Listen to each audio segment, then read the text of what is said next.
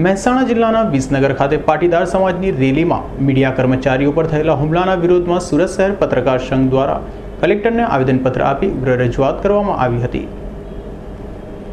વિસનગર ખાતે આવેલા પાટીદાર સમાજની રેલીના કવરેજ કરવા માટે ગયેલા મીડિયાના કર્મચારીઓ પર, પત્રકારો પર અને કેમેરામેન પર જીવલેણ હુમલો કરવામાં આવ્યો હતો।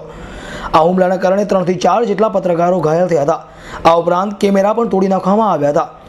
આ બનાવનો ઘેરા પ્રત્યાઘાત આખરે સમગ્ર મીડિયા જગતમાં પડ્યા છે, જેના કારણે આખરે મીડિયામાં પણ સનસની મચી જવા પામી છે। છેલ્લા ઘણા સમયથી ઉપરાછાપરી પત્રકારો પર થઈ રહેલા હુમલાને પગલે આખરે મીડિયા પણ ચોંકી ઉઠ્યું છે। આ સમગ્ર પ્રકરણમાં આખરે મીડિયા પર થયેલા હુમલામાં સખત શબ્દોમાં સુરત પત્રકાર સંઘ દ્વારા પણ વખોડી કાઢવામાં આવ્યો હતો। સુરત પત્રકાર સંઘ દ્વારા આજે કલેક્ટરને આવેદનપત્ર આપવામાં આવ્યું હતું અને વિસનગર મીડિયામાં પોલીસ મીડિયા પર હુમલો કરનાર આ તમામ સામે કાયદેસરની કાર્યવાહી કરવા તથા આવા બનાવો ન બને અને મીડિયા સામે કોઈ આંગળી ન ઉઠાવે તે માટે તમામ કાર્યો કરવા માટે પણ માંગ ઉઠાવી છે।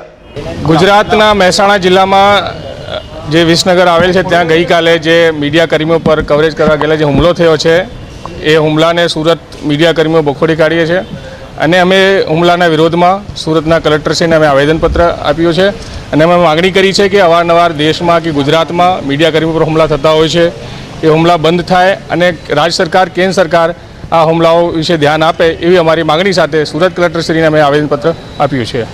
Bureau report, S9 news, Surat.